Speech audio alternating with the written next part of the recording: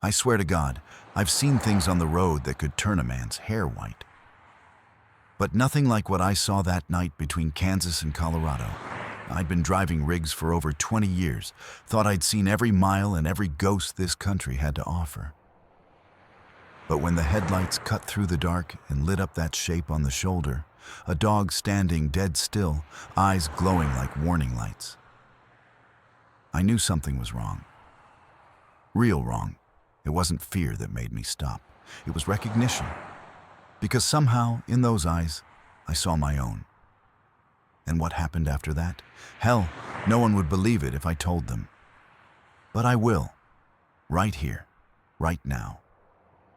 So buckle up, keep your hands on the wheel, and don't look away. This story doesn't slow down.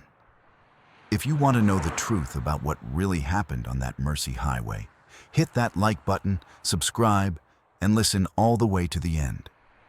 Because the road remembers, even when we try to forget. Night on the plains doesn't fall so much as it spreads. Slow as spilled oil, patient as dust. Out along the long black ribbon between western Kansas and the edge of Colorado, the sky felt wide enough to swallow a man whole. The truck's cab shuddered at a steady hum. A faithful animal with a steel heart, hauling a box full of life's necessities toward a warehouse no one would bother to visit unless they had to. The dash clock glowed a tired green, and the radio gave more static than music, as if the night had jammed its fingers down the throat of every station from here to Wichita. Joe McKenna kept one hand easy on the wheel, fingers tapping out a rhythm only he could hear. Part old country, part marching cadence, part the 1,000-mile drumbeat of his own blood. He was tall in a way that looked accidental, as if some carpenter had cut him from a 2x4 and sanded the edges only where it mattered. The gray in his beard had been earned a day at a time, without complaint. He'd served his years, done his tours, stood where the air smelled like metal and hot sand and fear. Back home, he'd learned he could live with the ordinary kind of quiet, the kind you pay for with miles. The cab smelled like coffee burned too long and leather warmed by sun. A paper bag from a truck stop diner leaned against the passenger seat, grease shadowing the sack like a confession. The map app on his phone had tried to talk earlier, promising quicker routes and warning him about construction near Lyman. But he'd thumbed the voice to silent. He liked the road to come as it came. The land out here taught you the difference between empty and still. Empty was a room after a fight. Still was the inside of a chapel at midnight. "Keep it steady," he told the truck, though the truck didn't need telling. "We make Denver by late morning if the wind doesn't get ideas." He'd been saying that kind of thing for years, little muttered pacts with the machine, the sky, the schedule. The dispatcher cared about nothing except arrival windows and scanned barcodes. The cargo didn't care at all. On paper, Joe was another dot moving west on a screen behind a desk in Kansas City, a unit number lined up next to dozens of other unit numbers. But out here, with the moon like a thin dime and the prairie grass shimmering whenever the wind got playful, he felt like the last lighthouse in a world that had decided it no longer needed the ocean. He was not old, not exactly, but he was not young either. Once there had been a small rental in Tulsa, a backyard as neat as a knuckle-short haircut, a woman who laughed at the weather and wore his flannel shirts when hers were in the wash. She'd left with the quiet efficiency of someone who had planned the departure long before it happened.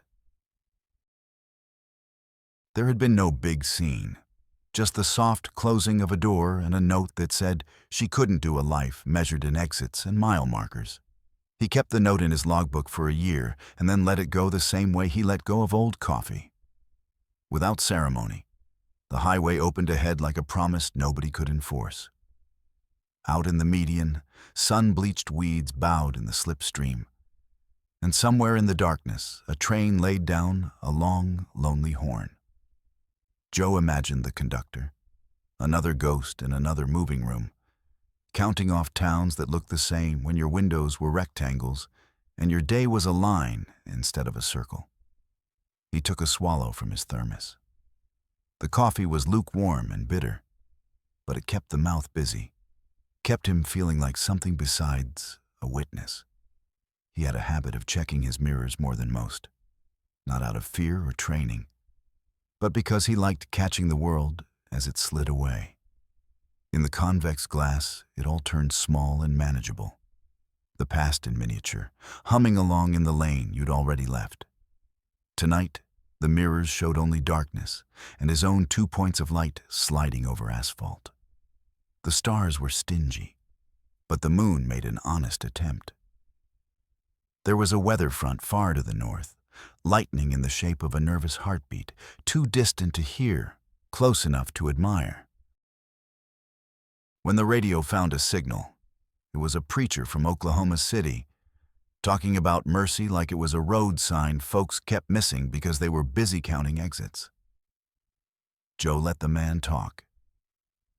He wasn't much for sermons these days, but sometimes the cadence sat easy in his ear, like an old song you did not believe in anymore, but still knew by heart. The preacher said mercy does not need a reason, and grace doesn't keep receipts. The broadcast blurred into static, then steadied, then fell apart again. Finally, Joe twisted the knob and left the silence to do what it does. He passed a roadside cross where the shoulder widened for a few breaths. Someone had tied a faded ribbon to it, the color lost to sun and rain. Joe took a breath and let it out slow. He had a small stash of such sights in his mind, mile marker shrines where somebody's everything had ended on a Tuesday for no good reason. You learned, if you drove enough night, to keep going and to keep count and to keep most of your thoughts to yourself.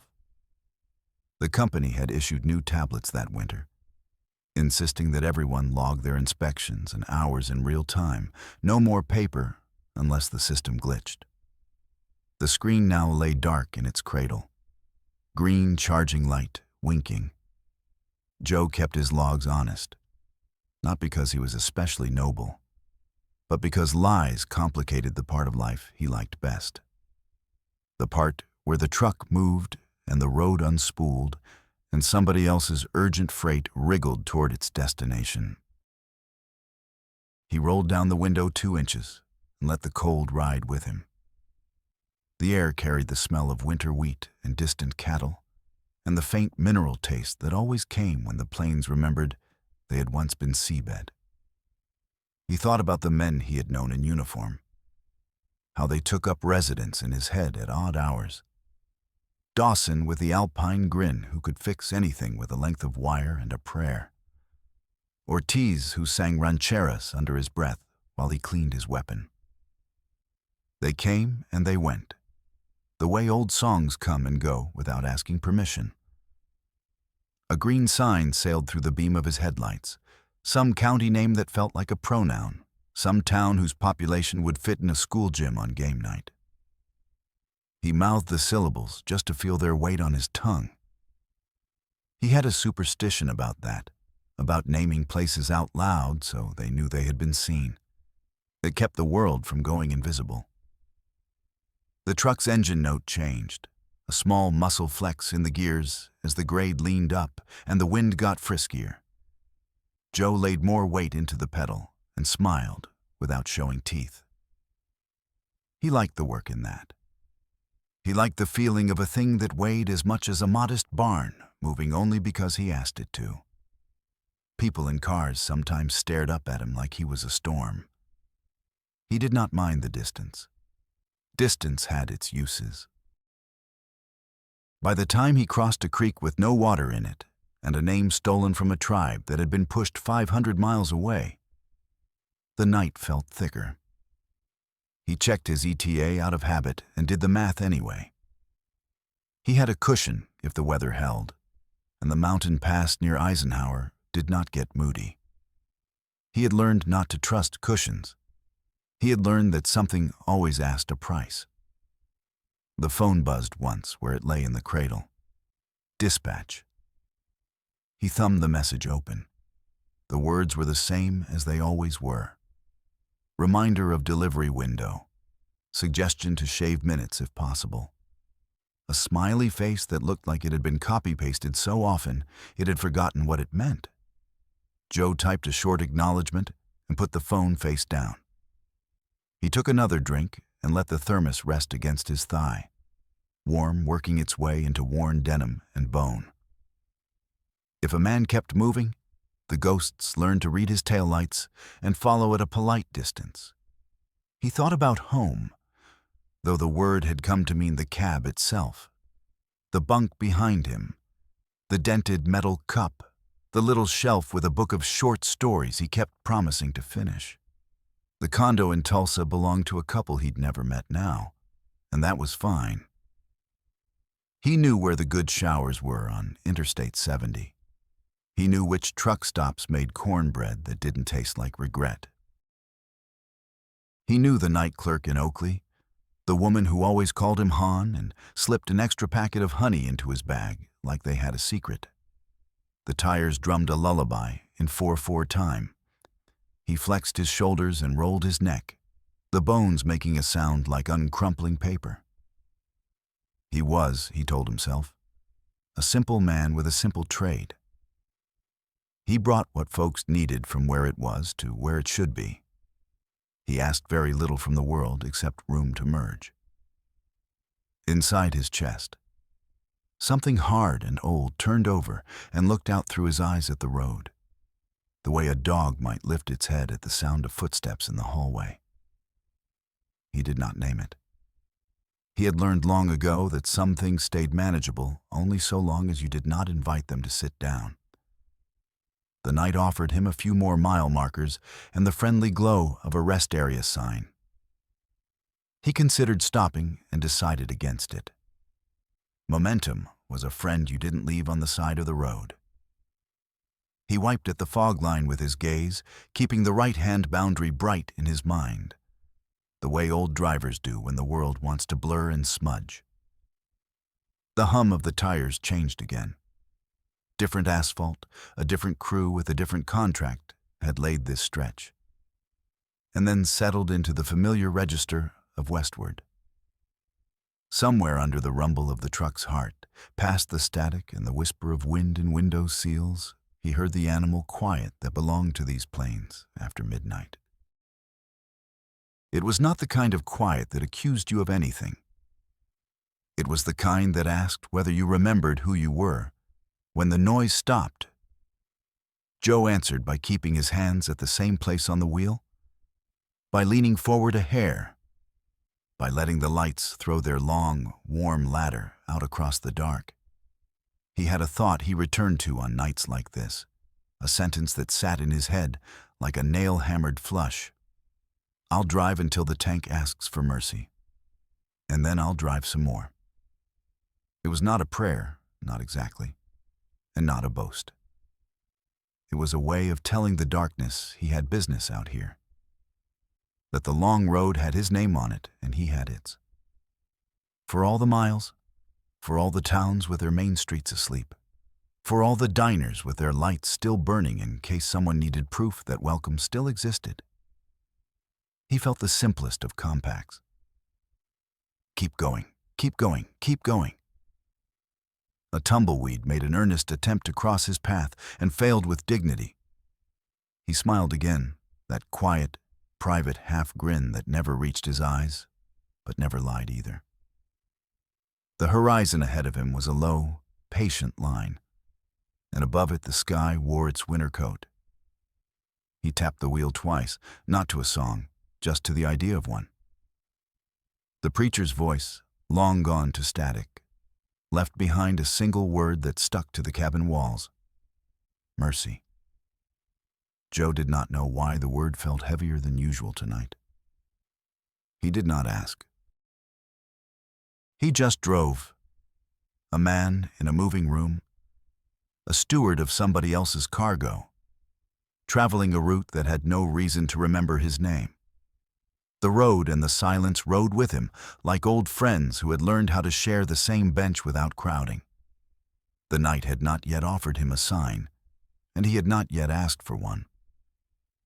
Out past the reach of his lights, where the highway curved a generous arc into the next county, something waited, the kind of small, ordinary thing that rearranges a life without fanfare. But for now, there was only the hum, the cold air, the faithful engine, and a man who had taught himself to be alone without becoming empty. He set his jaw, adjusted his hat by a finger's width, and guided the truck west.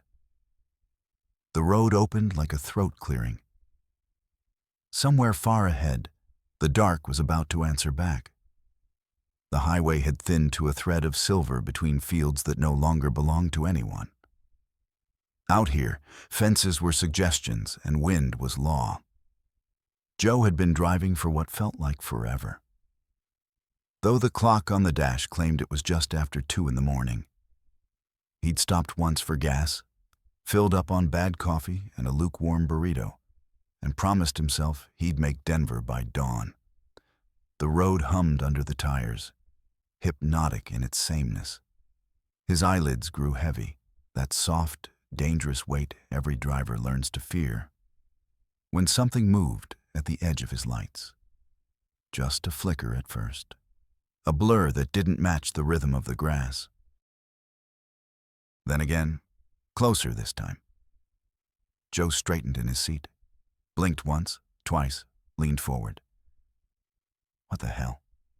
he murmured. The thing darted across the beam, then stopped, frozen in the glow, a small, ragged shape caught halfway between the dark and the light. Not a coyote. Too thin, too deliberate. A dog. Its ribs showed clear through the patchy fur, and one ear hung low like a wilted leaf. The animal stood dead still, blinking against the glare, then backed toward the ditch. Joe cursed under his breath and hit the brakes. The trailer groaned in protest. The tires screamed a long white line across the asphalt, and the truck shuddered to a stop. The night closed in again, vast and empty, except for that one small heartbeat trembling at the roadside. He sat there for a second, both hands still on the wheel, the engine idling rough. "You've got to be kidding me," he said to no one.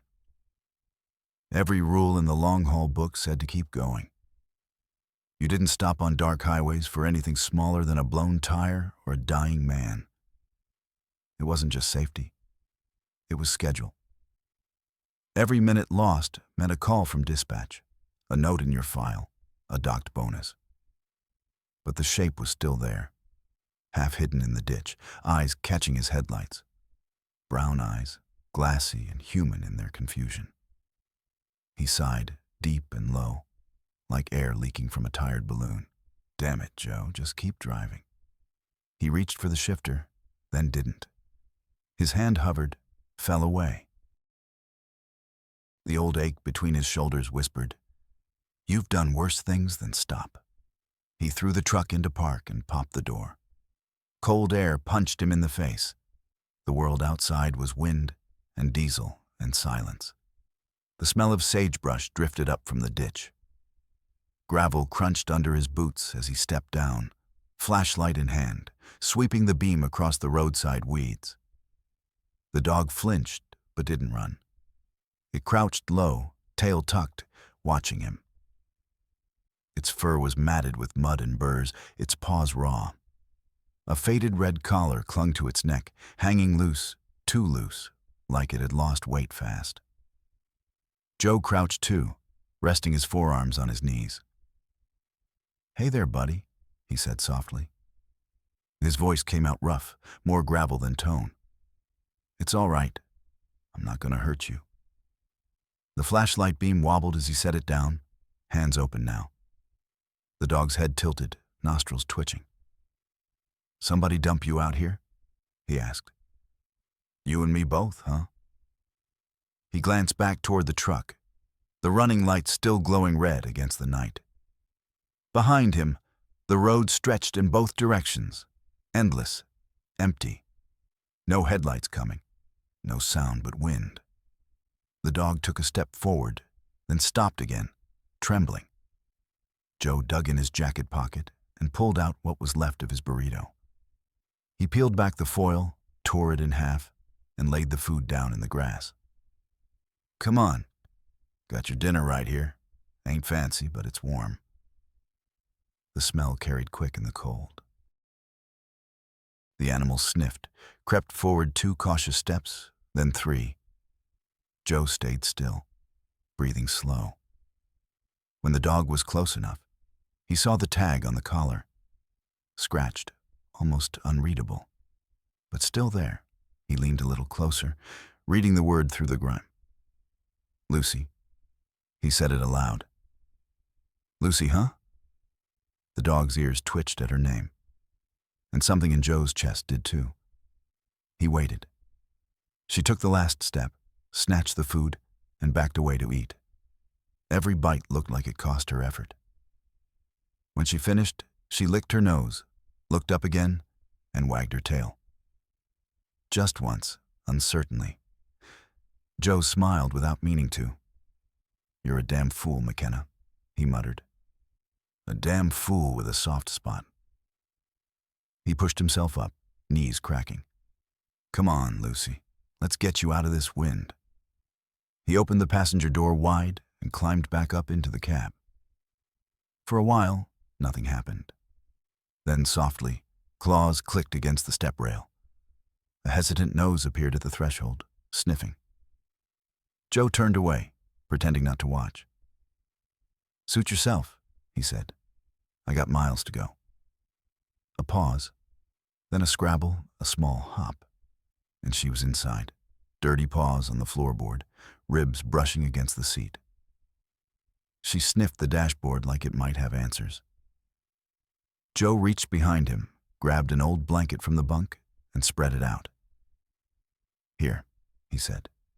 "Make yourself at home, partner. Just don't puke on my logbook." The dog turned twice in a circle, then curled up, head resting on her paws. Within seconds, she was asleep. Joe stared at her, this little half-ghost of a creature, and something in the air shifted. The truck no longer felt so empty. He leaned back in the seat, pulled the shifter into drive, and rolled back onto the highway. Outside, the night swallowed the sound of the engine, and the long road ahead stretched like a ribbon toward the mountains. He glanced at the dog again, now breathing steady, her chest rising and falling with the rhythm of the tires. "Guess it's you and me now, Lucy," he said quietly. "You and me." The radio crackled, faint, distant static, and then the soft drawl of a country song filled the cab. Joe turned it up just enough to hum along, and somewhere between 1 mile marker and the next, the road stopped feeling endless. It just felt like a beginning.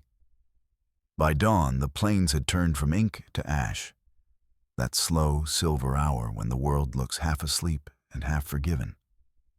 Joe pulled into a rest area outside Goodland, Kansas, his eyes sore from the long haul. The sky to the east was the color of steel warming up.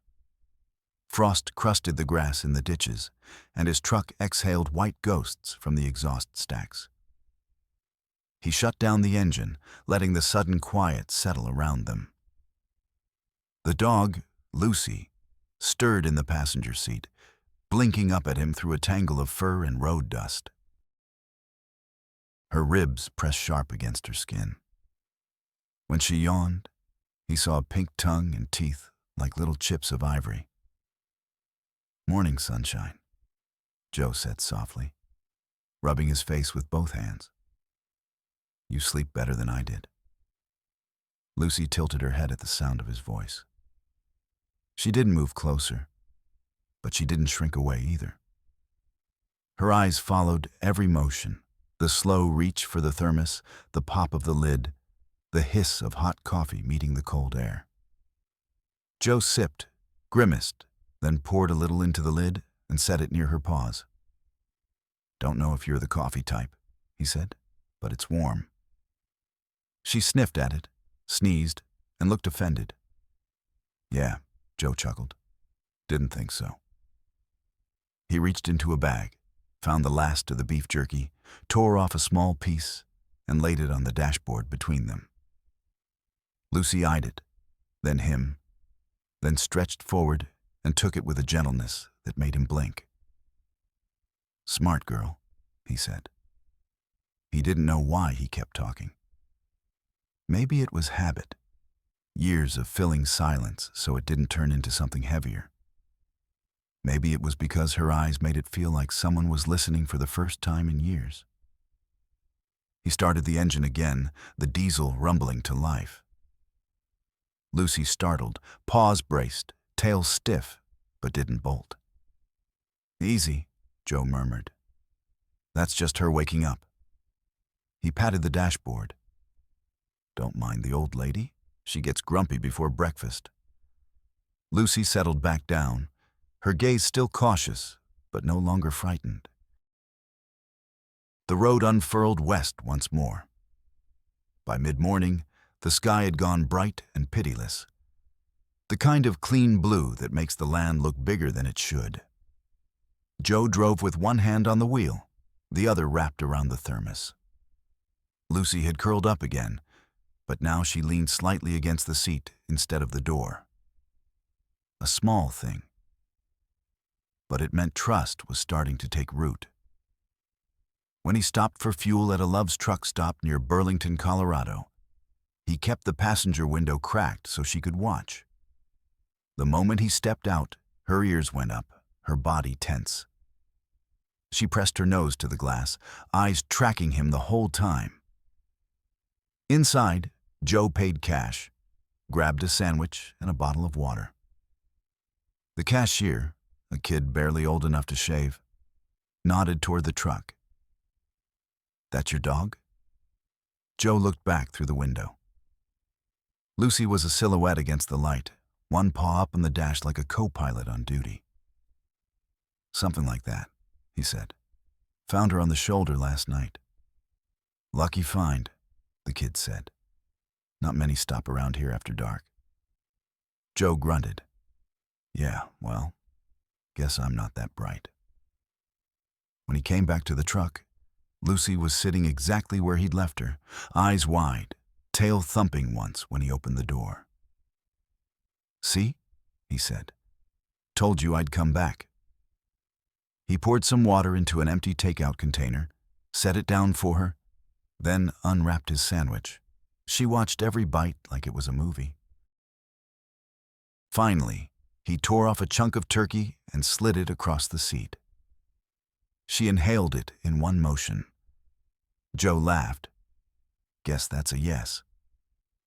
For the next 100 miles, he talked. Not about anything that mattered. The weather, the road conditions, the best diner pie west of Topeka. But Lucy listened anyway. Sometimes she'd tilt her head, sometimes she'd sigh, sometimes she'd crawl up onto the seat and press close enough for her fur to brush his arm. The smell of her, rain, dirt, old fear, filled the cab. And somehow that smell felt like company. When they reached the outskirts of Lyman, Joe parked at a rest area and called dispatch. He told them he'd hit some traffic near Colby and might be a few hours behind. The voice on the other end, clipped, efficient, told him that wasn't acceptable. "Do what you have to," he said, and hung up. Lucy watched him as if she knew he'd just chosen something he couldn't take back. "Yeah," he said, staring out the windshield. "Guess I've been late for worse reasons." The sun dipped lower, smearing the sky with gold and red. Joe rolled down the window, letting the wind sweep through the cab. Lucy put her front paws on the door, nose out, ears streaming back. For the first time, she looked alive. Joe smiled. "Feels good, doesn't it?" She barked once, sharp, surprised, happy. And something inside Joe cracked open just a little. It had been years since he'd heard laughter in this cab. Years since he'd felt the road as anything but a burden. But now, with the dog's head in the wind and the sky catching fire above the plains. He felt something move under the weight of all that asphalt. It wasn't joy, not yet. But it was close enough to remember what joy used to be. By the time they stopped for the night at a quiet lot outside Colorado Springs, the air had gone cold again. Joe spread the blanket on the bunk, then patted the space beside it. "Come on up, Lucy. You earned it." She hesitated, then jumped lightly onto the bunk, curled into the blanket, and rested her head on his boot. Joe sat there in the dark, staring at the soft rise and fall of her breathing. The hum of the truck was steady, like a heartbeat he could borrow. He didn't pray anymore. But that night, as he leaned his head against the wall and closed his eyes, the word that had chased him since the radio preacher came uninvited to mind again: mercy. Maybe that was all this was, one small act of mercy between two strays who'd found each other on the edge of the map. He whispered into the dark, "Sleep tight, Lucy. Tomorrow's a long haul." Outside, the wind swept across the plains, carrying the scent of snow and something else. The faint promise that this story was just beginning. By the next morning, the sky had gone bright and empty. That hard Colorado blue that makes every mile feel sharper than the one before. Joe rolled out of the bunk, his back popping like old floorboards, and stretched until his shoulders protested. Lucy blinked awake from the corner of the mattress, tail giving a lazy thump against the blanket. "Well," Joe muttered, reaching for the ignition, "looks like you didn't run off." She tilted her head, then yawned, tongue curling, as if to say, "You wish." The truck rumbled to life. He poured what was left of last night's coffee into a cup and took a sip that made him wince. "Still terrible," he said, "but it's tradition." He pulled onto Highway 24, heading west toward Colorado Springs. The sun climbed slow, turning the horizon into a burnished line of gold. Lucy stood with her paws on the dash, watching the road ahead like a navigator. Her ears flicked each time the air hissed through the cracked window. "All right, partner," Joe said. "Let's make a deal. I'll handle the driving, you handle the sightseeing." The dog's reflection in the windshield made her look almost human. Curious, alert, unbreakable. At the next truck stop, a mom-and-pop place called Red Rock Diner, Joe parked the rig and stretched his legs. Lucy stayed in the cab, watching through the windshield. When he came back out with 2 breakfast sandwiches and a styrofoam cup of eggs for her, she wagged her tail so hard it rattled the keys on the dash. "See?" he said, setting the eggs on the seat. "Told you I'd take care of you." He stood there for a while, watching her eat. People passed by, drivers, travelers, a few kids running toward the restrooms. And more than one of them smiled at the sight of the big man in the flannel shirt and the small, scrappy dog beside him. "Cute pup," one woman called, balancing a tray of coffees. "Found her on the road," Joe replied. "Then she found the right man," the woman said. Joe chuckled, shaking his head. "Guess time will tell." As the day stretched on, the road wound higher into the mountains. Snow still clung to the shoulders in gray patches. But the pavement was clean. The air thinned, sharp and bright. Lucy had settled into her role, co-pilot, guardian, sometimes critic. She'd rest her head on the armrest, eyes half-lidded, then jolt awake whenever the truck rattled over a pothole. At a way station near Woodland Park, a younger driver leaned out of his cab and whistled. "Hey, old-timer, that your watchdog?" Joe grinned. "Only bites if you owe me money." "Looks like she's running your show," the kid said. "Someone's got to keep me in line." They both laughed, and for once, Joe didn't mind the company. That evening, they stopped at a small rest area overlooking a frozen lake. The sun had dropped behind the ridge, leaving streaks of pink like brush strokes across the snow. Joe got out, unlatched the passenger door, and Lucy jumped down beside him, paws crunching on the gravel. "Go on," he said, nodding toward the open space. She hesitated, then trotted forward, nose to the ground. Within seconds, she was running, real running, chasing her own shadow through the fading light. The leash Joe had found in a storage bin hung unused from his hand. He just watched. Her joy was simple, wild, unself-conscious. Something he hadn't seen in years, not even in himself. When she came back, panting and grinning that dog grin, he crouched and rubbed her ears. "Not bad for a stray," he said. Lucy licked his knuckles and leaned into the touch. "Yeah," Joe murmured. "Maybe we both needed this." They ate dinner in the cab, him with a gas station burrito, her with a can of dog food he'd picked up that afternoon. The smell wasn't great, but she didn't seem to mind. Later, while the world outside went black and the snow started falling in tiny, uncertain flakes, Joe flipped through radio stations until he found a late-night country channel. A song came on, steel guitar, soft vocals, lyrics about long roads and second chances. Lucy stirred from the blanket, looked up at him, and then placed her chin on his thigh. Joe's throat tightened. He reached down and rested his hand on her back.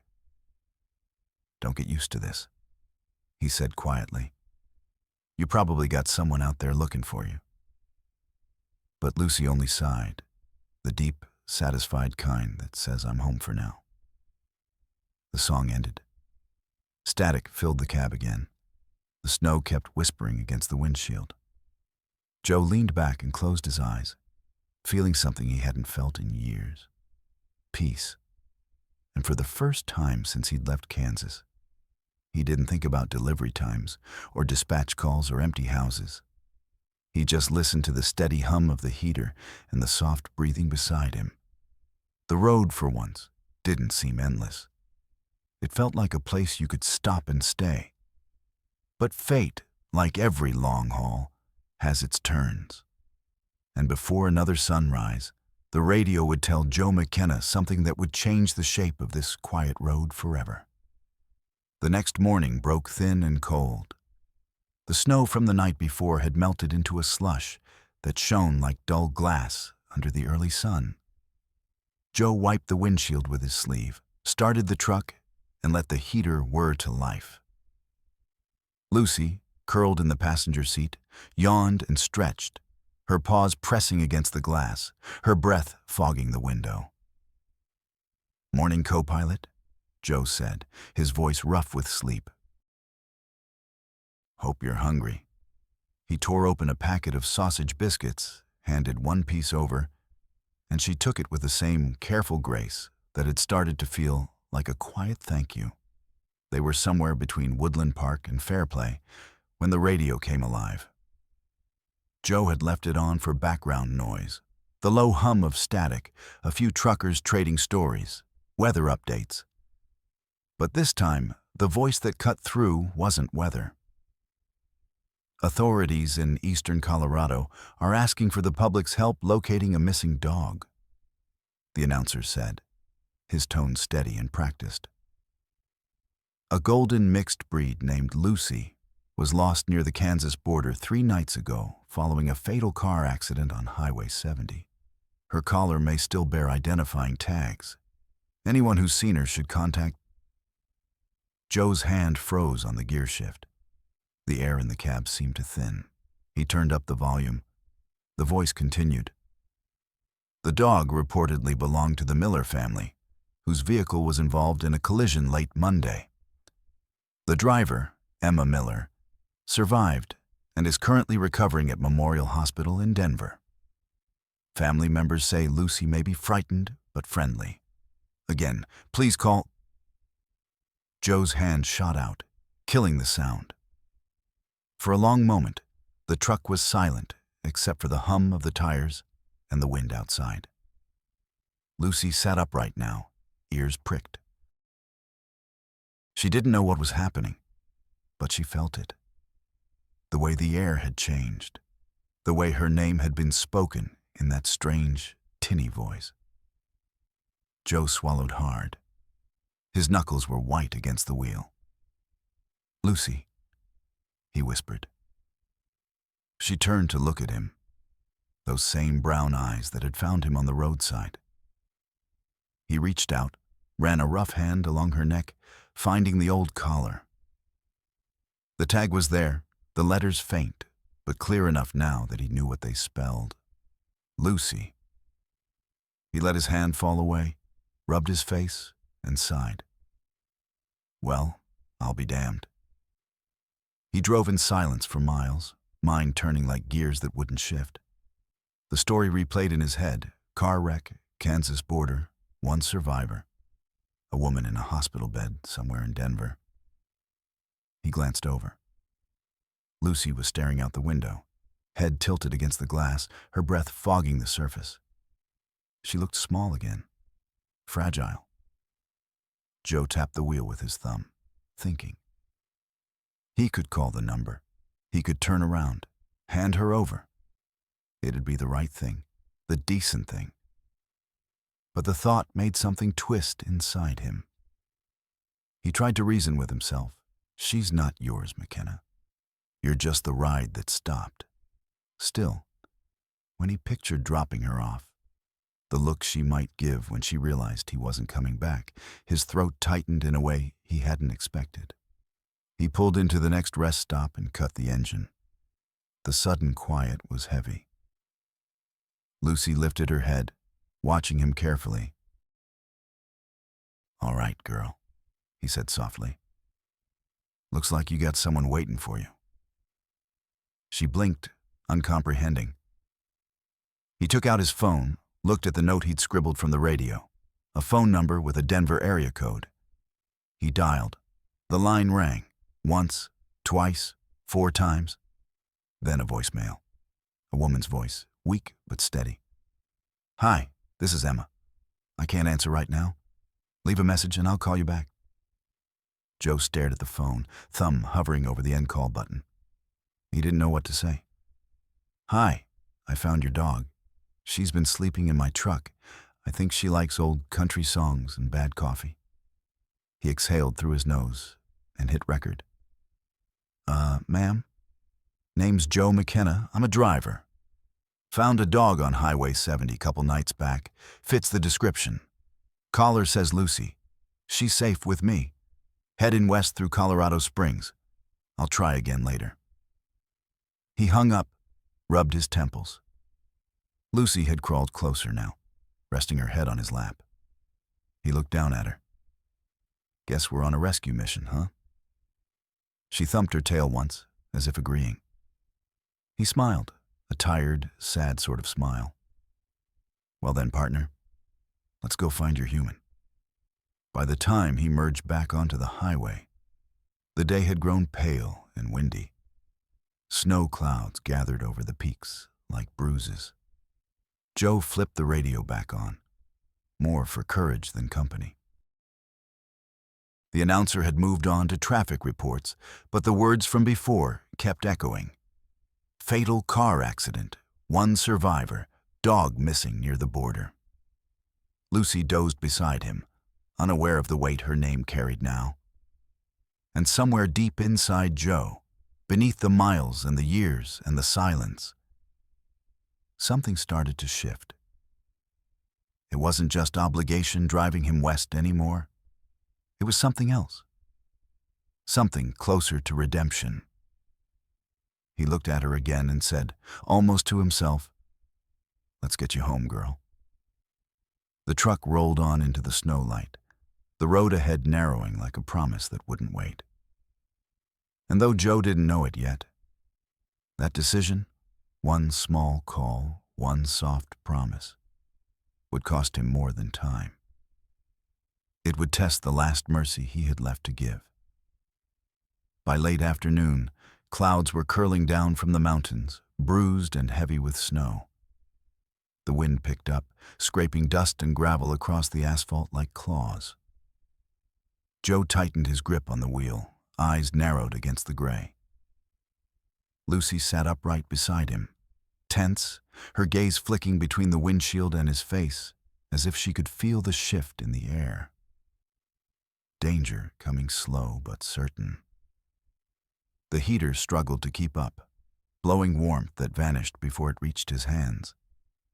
The CB radio crackled with static, voices of other truckers warning of a storm brewing across the pass. Interstate 70's already got closures west of Georgetown, a voice said. If you're headed through, better make your call now. Joe swore under his breath. The delivery deadline was already tight. He'd told dispatch he'd make it by sunrise, even though he knew he wouldn't. Now, with the storm building and Denver hospitals somewhere beyond those mountains, the math didn't add up. He glanced at Lucy, who had curled herself into a tight ball against the seat, her fur trembling with the cold. "Not today, sweetheart," he muttered. "Not today." He reached for his phone, hit the redial button. The same Denver number rang and rang, until it went to voicemail again. "Hi, this is Emma." He cut the call off halfway through her recorded greeting. "Damn," he whispered. For a few miles, he said nothing. The wipers squeaked rhythmically, the truck rocking slightly in the wind. Then, as if thinking out loud, he said, "You'd think someone who loved you enough to put your name on the radio would answer her phone, huh?" Lucy lifted her head, brown eyes wide and steady. "Yeah," Joe said softly. "Me too." He reached for the coffee thermos, found it empty, and tossed it aside. His hands were shaking, from fatigue, from frustration, from something else he didn't want to name. The GPS rerouted automatically, flashing alternate routes across the screen. The shortest one cut through the Eisenhower Tunnel, but every driver knew what that meant in a storm. One bad gust, one patch of black ice, and he'd be the next roadside cross someone whispered about. He exhaled. All right. Plan B it is. He turned onto a smaller highway heading north, where the sky still held a bit of light. The truck groaned under the incline, but Joe kept steady pressure on the gas, coaxing it like an old horse through deep mud. Snow began to fall, first soft and lazy, then sharp as salt. It dusted the hood, the wipers, the corners of the windshield. The road signs blurred under a thin white veil. Lucy climbed onto the seat beside him, her body pressed tight against his arm. "You're smarter than I am," he said. "You knew this was a bad idea an hour ago." The radio mumbled more weather warnings, and then a familiar voice cut through. In related news, local hospitals confirmed that Emma Miller, survivor of the Highway 70 collision, remains in stable condition. Family members express gratitude to those searching for her dog Lucy. They believe she may be traveling west, possibly with a passing motorist. Joe's throat tightened. He lowered the volume, eyes fixed on the road. "Well, Lucy," he said quietly, "looks like we've made the evening news." She tilted her head, tail giving a faint wag at her name. "Don't get too proud. Fame's overrated." Another gust of wind hit the truck broadside, pushing it half a foot toward the shoulder. Joe corrected, steady hands on the wheel, heart hammering hard against his ribs. "Not today," he said again. "Not on my watch." He'd been through worse, sandstorms overseas, roads where you couldn't tell earth from sky. But this felt different. The stakes weren't orders or schedules or survival. It was one frightened animal depending on him, trusting him.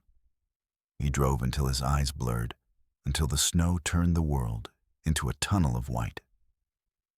The radio died into static. Even the truck seemed to quiet down, its growl subdued by the storm. Lucy whined softly, resting her chin on his thigh. He reached down, fingers brushing her head. "I know, girl. We'll get there. I promise." When they finally crested the ridge, the storm broke open like a bruise. Snow came sideways now, thick enough to erase the guardrails. The headlights caught nothing but ghosts. "Come on, old girl," Joe muttered, patting the dashboard. "You've got one more climb in you." The truck climbed, tires slipping, engine laboring. He could feel it, the strain, the pull, the weight of everything he was trying to carry. Then, somewhere in the blinding white, he saw it. A flicker of red. Brake lights up ahead. A car half buried in snow, hazard lights blinking weakly. Joe slowed, pulled alongside. The driver's side window was rolled halfway down. A man waved, face pale with cold. "Out of gas," the man shouted over the wind. "Phone's dead." Joe's first instinct was to keep going. Dispatch already hated him, and the storm would only get worse. But then Lucy barked. One sharp, insistent bark, her eyes fixed on the stranded car. He stared at her, then at the man. "Yeah," he muttered. "Mercy, right?" He pulled the truck to the shoulder, grabbed his flashlight, and trudged through the snow to the car. Inside was a young father and a boy no older than 8, huddled under a blanket. "Got room for 2?" the man asked through chattering teeth. "Sure do," Joe said. "But the heat's free only if you don't mind sharing it with a dog."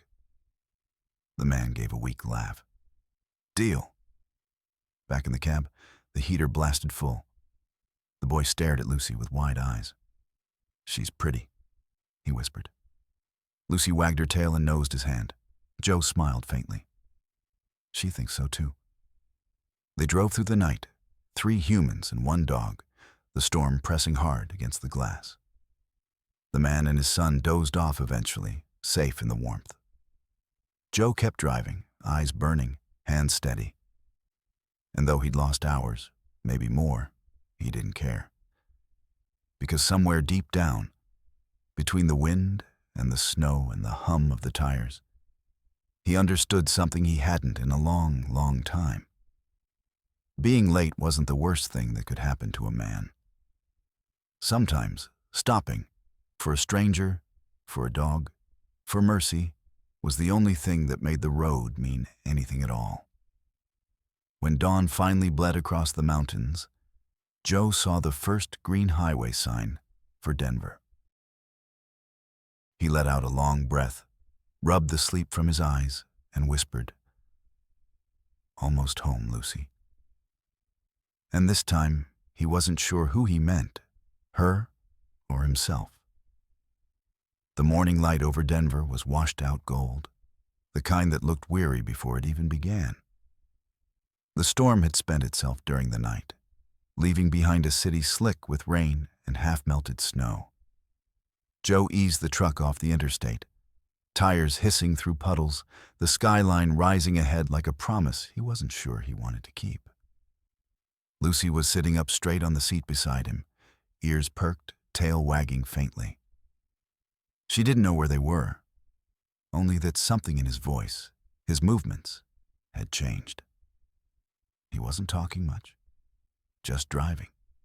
Focused, quiet. The hospital was tucked near the edge of downtown. Memorial General, one of those old buildings patched up so many times, it carried the weight of 100 years of worry in its bricks. Joe parked the rig in the far corner of the lot, where the security guards wouldn't give him grief, and shut off the engine. For a long minute, he just sat there, hands still on the wheel. His reflection in the glass looked older than he felt, and he already felt old enough. "Well, kid," he said, turning to Lucy, "looks like this is it." She tilted her head. "Your stop." Her ears went back at his tone. She understood more than he wished she did. He grabbed his jacket, opened the door, and climbed down. Lucy followed, jumping lightly onto the pavement, paws splashing in shallow puddles. Joe bent to clip the leash he'd found at a rest stop to her collar. "Just for now," he told her. "Hospital's got rules." They crossed the parking lot slowly, Joe walking with the cautious gait of a man heading somewhere he didn't belong. Inside, the lobby smelled of disinfectant and bad coffee. A receptionist looked up from her desk as they entered. "Can I help you?" she asked, her tone polite but guarded.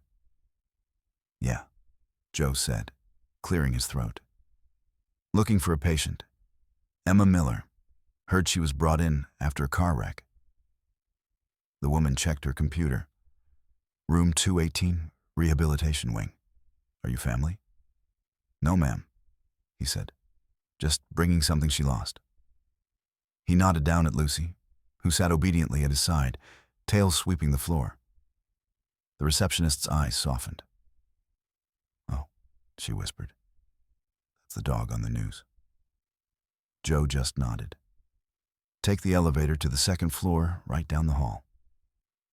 He thanked her, pressed the button, and the elevator doors swallowed them both.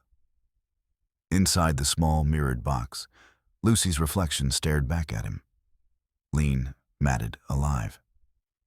He crouched, rubbing behind her ears. "She's been waiting for you," he murmured. "Time to go home, girl." The doors slid open with a chime. The hallway smelled like soap and medicine. Nurses moved between rooms, soft voices and squeaky shoes. Joe walked until he found the number. Room 218. Through the narrow window in the door, he saw a woman sitting up in bed. Her left arm was in a cast. Bruises traced her jaw. She was young, maybe 30, maybe less. But grief had aged her. On the tray beside her lay a phone, silent. Joe knocked gently.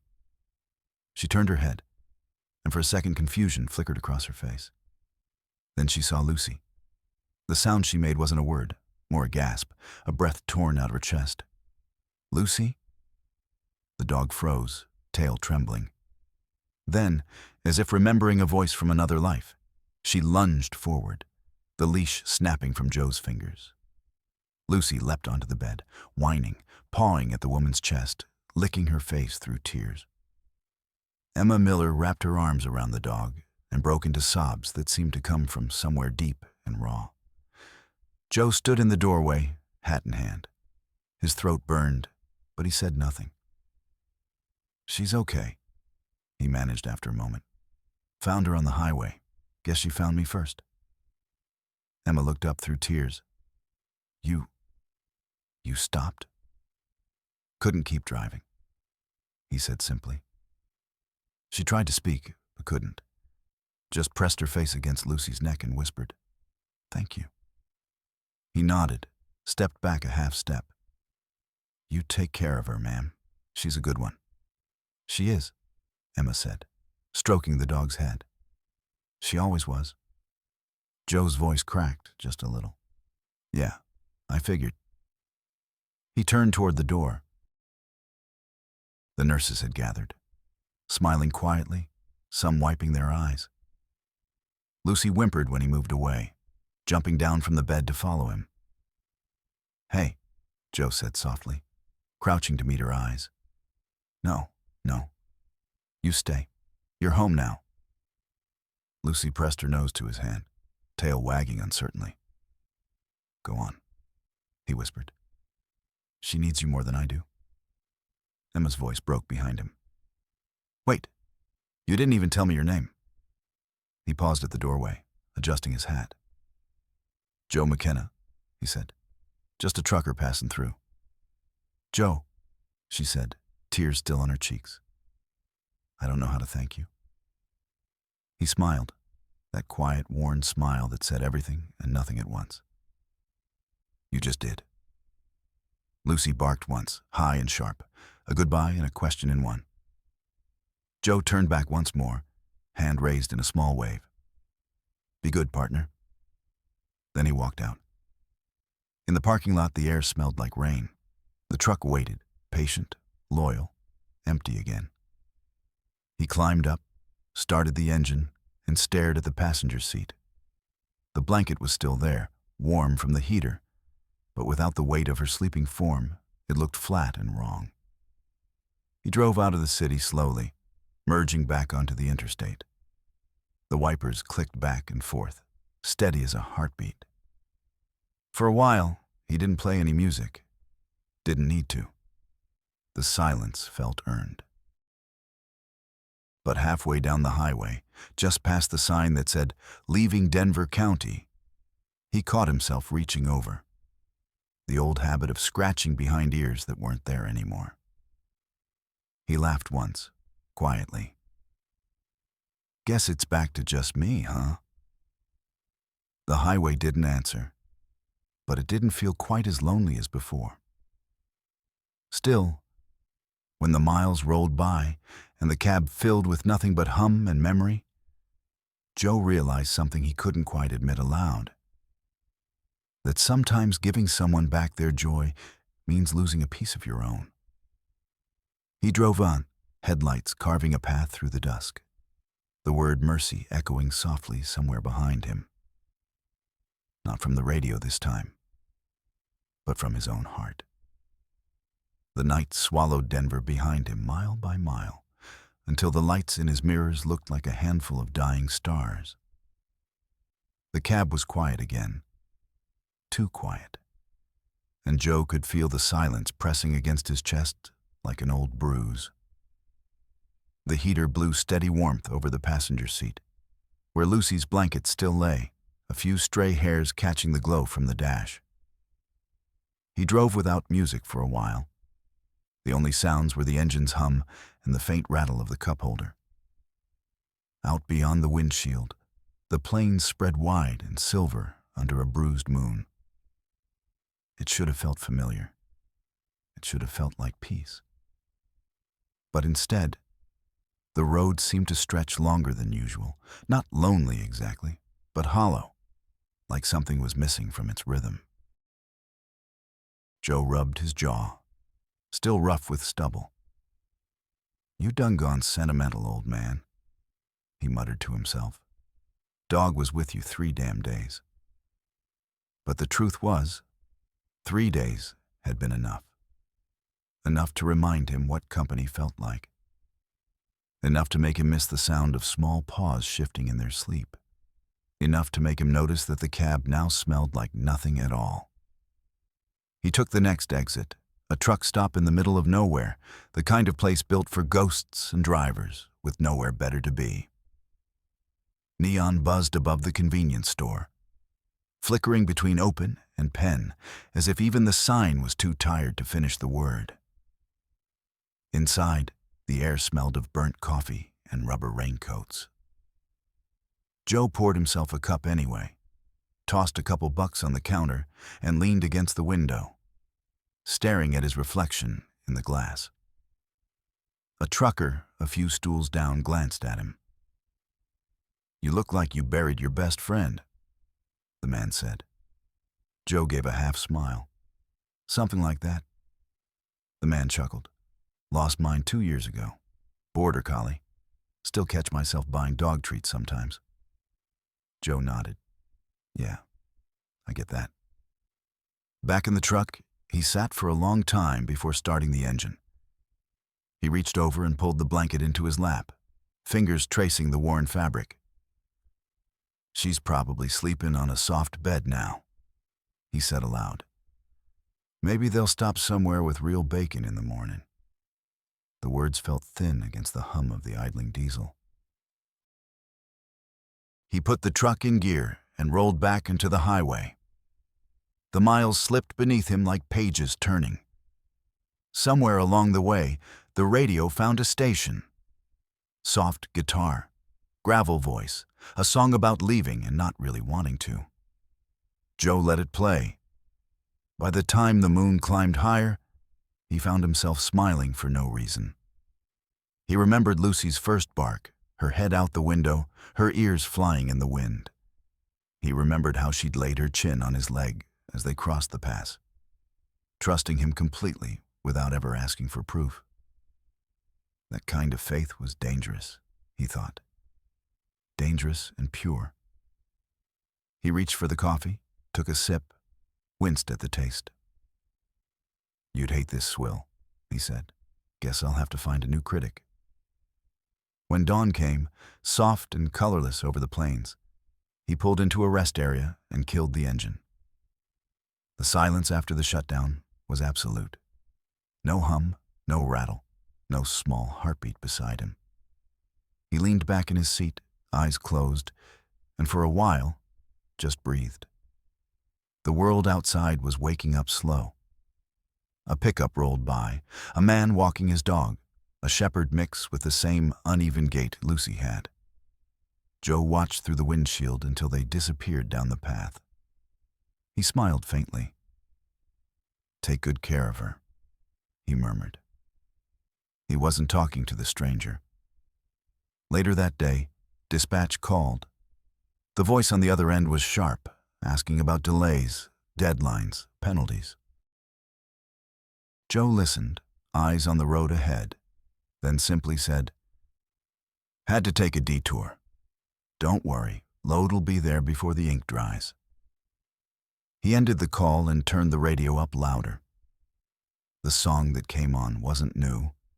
An old country ballad about second chances, about driving until you find what you didn't know you lost. For the first time in years, Joe didn't switch it off. He hummed along, the low gravel of his voice filling the cab. Somewhere between the rhythm of the road and the ache in his chest, something settled. Not peace exactly, but acceptance. The road stretched west again, the horizon endless and wide. Joe adjusted his cap, tapped the wheel twice, and said softly, "Let's roll." And though the passenger seat stayed empty, he swore he could still hear the faint rustle of paws and the soft thump of a tail, as if the ghost of a dog was still keeping him company, mile after mile, beneath that big American sky. 2 weeks rolled by the way miles do, slow and fast at the same time. The days folded into one another, rest stops, way stations, cheap coffee, long silences. Joe made deliveries through Utah, down into New Mexico, across the Texas Panhandle.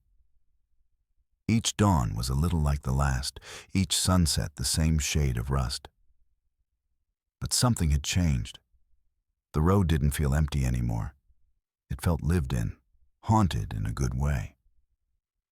He still caught himself talking sometimes, out loud, forgetting that there was no one in the passenger seat to answer. A joke about the weather, a grumble about dispatch, a quiet, "You see that, Lucy?" when a herd of pronghorns crossed the plains like whispers of light. It didn't hurt anymore when the silence came after. By late February, he'd parked at a dusty truck stop outside Amarillo. He ordered his usual black coffee and pie that tasted like memory, and sat near the window, watching the morning unfold. That's when he saw it. On the corkboard near the door, pinned among flyers for used tires, missing wallets, and job offers, was a color photograph of a dog. Lucy. Her fur was clean now, golden and soft, her eyes bright. In the picture, she was sitting beside a young woman in a wheelchair, both smiling like the sun had come back from vacation. Across the top of the page, written in thick black marker, were the words, "Thank you to the man who saved my dog. Emma and Lucy." Below that, a note. "If you ever see this, please call or text. We'd love to thank you properly." There was a number. Joe stared at it for a long time. The noise of the diner faded. Clinking plates, laughter, the scrape of boots on tile. All of it dissolved into the hum of memory. He reached out, fingertips brushing the edge of the paper. Then he smiled. Not a big grin. Not the kind that shows teeth. Just the quiet, private kind that comes when something inside you lets go. He folded the flyer carefully, like something sacred, and slipped it into his jacket pocket. The waitress passed by with a pot of coffee. "Need a refill, hon?" He shook his head. "Nah, I'm good. Just got reminded the world ain't all bad." She smiled. Good to hear that once in a while. Back in the cab, Joe unfolded the paper again, studied the photo. Emma's smile was wide, the kind of smile people only wear when they've fought their way through hell and made it out the other side. Lucy sat upright beside her, head tilted, tongue lolling, pure joy wrapped in fur. He chuckled softly. "You clean up nice, partner." He traced the phone number with his thumb. He could call. It would be easy. But what would he say? "Hey, it's Joe. Just passing through again. Missed your dog snoring." No. Some things were better left as they were. He folded the paper back up and slid it into the glove box, tucking it next to a few fuel receipts and a pair of worn-out sunglasses. For a long while, he just sat there. Outside, a freight train screamed past, dragging a storm of dust and echoes behind it.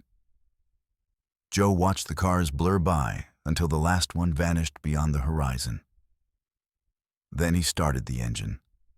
The rumble filled the cab like an old friend.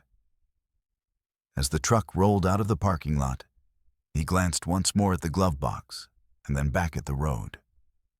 "You stay happy, Lucy," he said softly. "You and your lady both." The road ahead was flat and wide, stretching into a horizon that shimmered under the Texas sun. Joe rolled down the window, letting the warm air rush in. The scent of sage and diesel mixed into something that felt almost holy. He found a radio station, an oldies channel, and turned the volume up just enough to fill the space. Somewhere between Amarillo and the empty heart of the highway, the song changed. A woman's voice, smooth as sunlight, singing about forgiveness and roads that lead home. Joe smiled. He wasn't sure if the world was paying him back or just letting him breathe easy for a while. Either way, he'd take it. And as the truck carried him west again, past towns that looked the same but felt different, he realized that mercy wasn't something you gave once and were done with. It was something you carried, mile after mile, like a lantern you kept lit, even when no one was watching. Dawn came soft over the plains, a watercolor wash of gold and gray spreading across the horizon. The highway shimmered under the early light, still damp from the night's rain. Joe's rig hummed steady beneath him, the tires whispering along the asphalt like a song only the road could hear. He was somewhere west of Santa Fe now, hauling a load of grain bound for Phoenix. The air had that desert smell, dust, sage, and distance. He hadn't seen another car in miles, just the straight, endless ribbon of highway and the hum of the engine. The blanket was still there on the passenger seat, folded neatly now. He'd thought about tossing it once, but he couldn't. It had become something else, a small piece of proof that he hadn't imagined her. That for a few days, he'd shared the road with something good. He reached over and smoothed the fabric absently. "You'd like this stretch," he said. "Big sky, no fences. You could run forever out here." The wind through the half-open window answered with a soft, lonely whistle. He smiled, adjusted his cap, and turned the radio back on. Static, then a burst of music, a live recording of Johnny Cash. Rough and beautiful. Joe laughed quietly. "Yeah, that'll do." He sang along under his breath, voice low and cracked, tapping the wheel in time. For the first time in a long while, the singing didn't sound like it came from an empty room. By midday, the world had turned hot and bright. He pulled into a rest stop just outside Gallup. A wide patch of cracked pavement, a few picnic tables, and a vending machine that hadn't worked since the Clinton years. He got out, stretched, and let the desert air fill his lungs. The horizon was endless, a sea of red rock and blue sky. And then, from down the highway, he saw it, a small white pickup coming fast. The windows were rolled down, music spilling out. In the passenger seat, a golden blur, head out the window, ears flying, mouth open in what could only be joy. Joe froze, one hand shading his eyes. The truck passed close enough for him to see her, the curve of her collar, the shape of her head. Lucy. She looked right at him for half a second. Or maybe it was his imagination. But in that moment, the years of silence and solitude inside him cracked open like old pavement after the rain. He laughed, loud, real, surprising himself. "Look at you," he said to the empty air. "You found your road." The white pickup disappeared down the horizon, kicking up a swirl of dust that glowed in the sunlight. Joe stood there for a long time, watching the spot where it vanished. Then he climbed back into his cab, started the engine, and eased back onto the highway. The world felt a little lighter. The road, a little kinder. He thought about the preacher he'd heard weeks ago, the one who said mercy didn't keep receipts. Maybe that was true. Maybe mercy was just doing the right thing once and letting it echo. The sky stretched wide ahead, a clean page waiting for ink.